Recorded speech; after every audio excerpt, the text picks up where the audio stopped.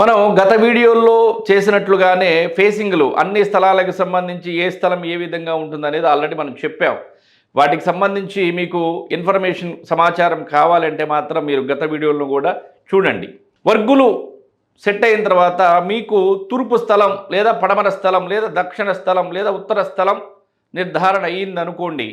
ఆ స్థలాన్ని మీరు ఎంచుకోండి. ఎంచుకున్న తర్వాత ఆ స్థలానికి ఏమైనా వీధి పోట్లు తగులుతున్నాయా లేదా అనేది చూడండి. చూసిన తర్వాత ఆ స్థలంలో అష్టదిక్కులలో 8 మూలల్లో కూడా ఏమైనా ఎత్తు పల్లాలున్నాయా అంటే ఈశాన్యంలో ఎత్తు ఉండకూడదు, నైరుతిలో ఎత్తు ఉండొచ్చు అంటే స్థలం మెరకగా ఉండొచ్చు, ఈశాన్యానికి వచ్చేసరికి డౌన్గా ఉండాలి, లేదా ఆగ్నేయంలో కూడా ఎత్తుండకూడదు, నైరుతిలో కూడా ఎత్తుండకూడదు, పడమర ఎత్తుండొచ్చు, నైరుతిలో ఎత్తుండొచ్చు, వాయువ్యంలో ఎత్తుండకూడదు. ఓకే, ఇంతకుముందు కూడా అన్ని ఎత్తు పల్లాలు ఏంటనేది కూడా గత వీడియోలో క్లియర్గా చెప్పడం జరిగింది. ఆ వీడియోలన్నింటిని కూడా చూడండి. ఈరోజు మేము చేసేటువంటి వీడియో ఏదైతే ఉందో లేదా వీడియోలు ఏవైతే ఉన్నాయో అవి రేపు భవిష్యత్తులో మేము చేయబోయేటటువంటి వీడియోలకు మేము చెయ్యబోయేటువంటి వీడియోలకు పునాది.